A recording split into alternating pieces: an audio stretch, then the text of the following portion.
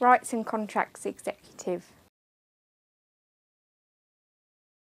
My job impacts on the publishing process in quite a number of ways from the beginning. So I work on the contract side, so helping the contracts managers to move the illustrators and authors' contracts along, and then once they're signed to get the contracts onto our systems and let everyone know that they're there, making sure that authors get paid.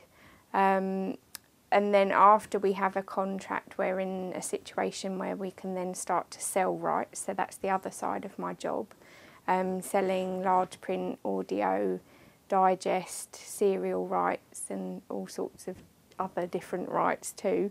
So sort of building value on top of the actual sales of the book itself. And that can carry on for a number of years after the book's published.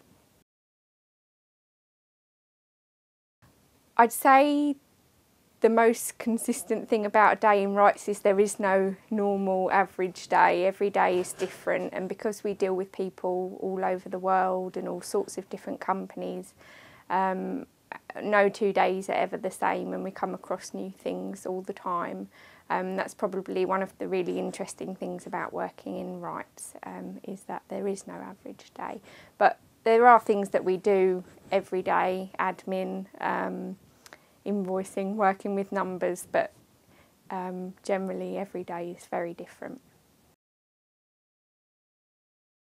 The best book that I've worked on is probably The Snowball by Alice Schroeder, because while we didn't have translation rights, we did have serial rights, and this book worked in a really massive way because we sold UK serial rights to the Financial Times and then also to a smaller magazine that's distributed in the city called Square Mile.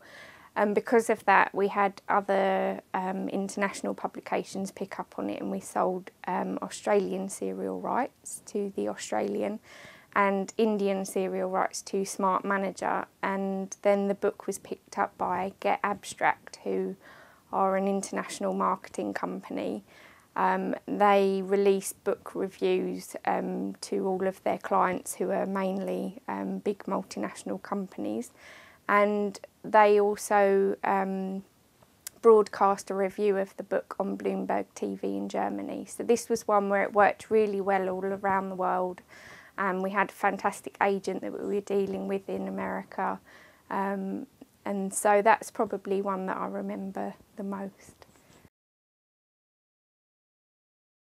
I would have to say the design department, simply because it's so unlike anything I do in this job. So it'd be really interesting to have a day doing something really creative for a change, and see what life is like in other departments.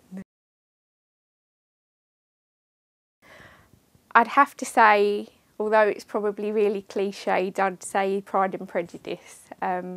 Because that was the first classic that I ever read, and I think that made my passion for reading really develop. And it's quite a meaty story, so it keeps you going for a while on a desert island, and it's a good love story.